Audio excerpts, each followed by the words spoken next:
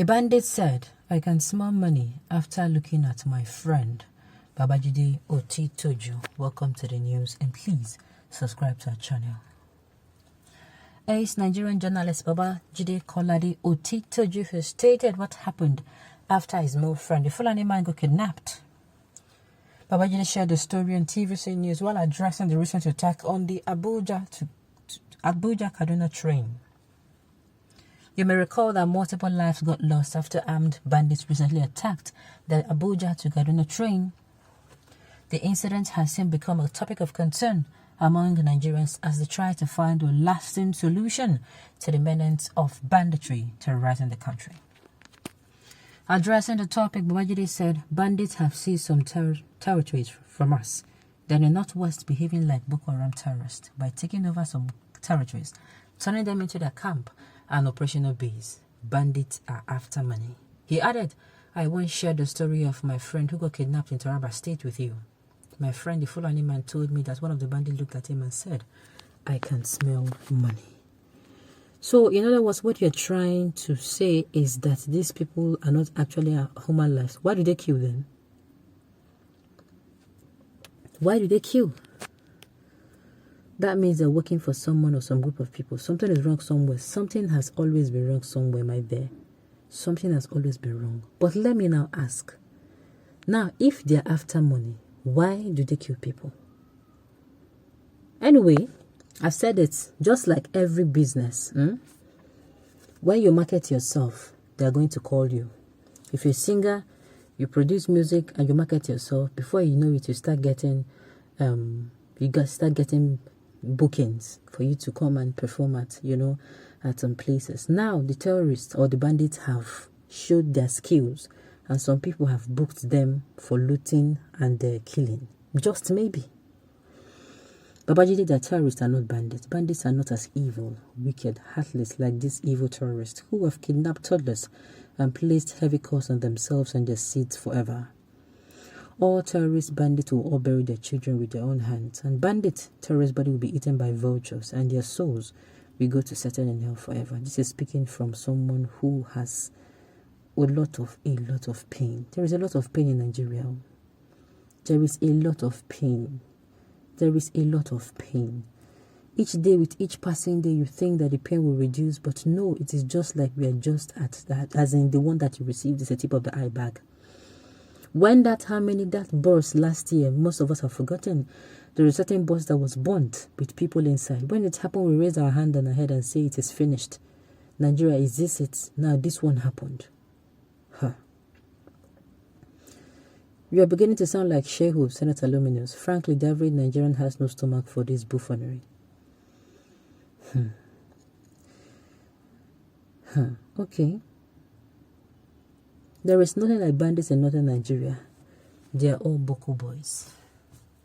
They're working for APC government. How do you know? How exactly do you know? Now, for bandits to say this, I believe that they are after money. And maybe they got it. Now, what I'm saying is, if they're after money, why didn't at the end of the day, why don't they release people? Why do they kill people?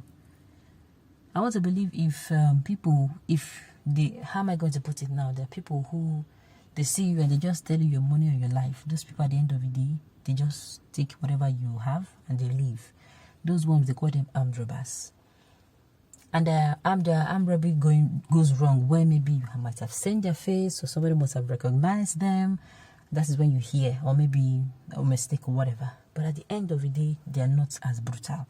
Now, whether armed robber, whether bandit, whether Boko Haram, all those things are wrong. Nigeria deserves to have a crime-free environment. Nigerians they deserve to have a crime-free environment. They deserve to live in peace and harmony. They deserve all the love, all the good things of life. Sincerely, we are not supposed to be made to put up with this at all. Something should be done. Something should be done in order for this to be averted. Something should be done in order for this to be averted. Now, there is no human being on this planet that deserve to spend, even if it is half a second, a split second, in the hands of those bandits, because we all know what they're capable of doing. you pass through them or you spend a second with them, they will show you how unfair life can be. In fact, they will show you how unfair life can be. So, with all this, and now, why it seems like I am agitated whenever such issues arises is because these people, for crying out loud, these people, for crying out loud, they leave traces. As a human being, there are ways of you doing things. There are ways of you doing things. You do things in a particular way.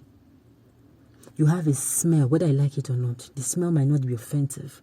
There are ways of you doing things. There are patterns which you leave that whenever somebody comes in, they will know, they'll be able to say, especially one who has stayed with you for a long time, maybe your siblings, okay? Once you come into the room, they'll say, this is this person's handwork. They would be able to say, no, that is just it. Now, I want to believe that these terrorists have the same. They have traces of what they leave. I don't want to believe that these people are too smart, that they cover up their tracks. No. So what I'm saying is, now if they can be traced, why have they not been traced? Why have they not been traced?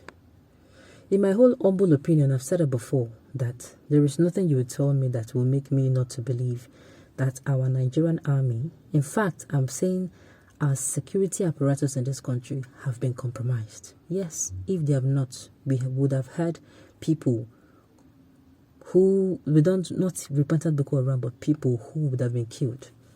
Come on.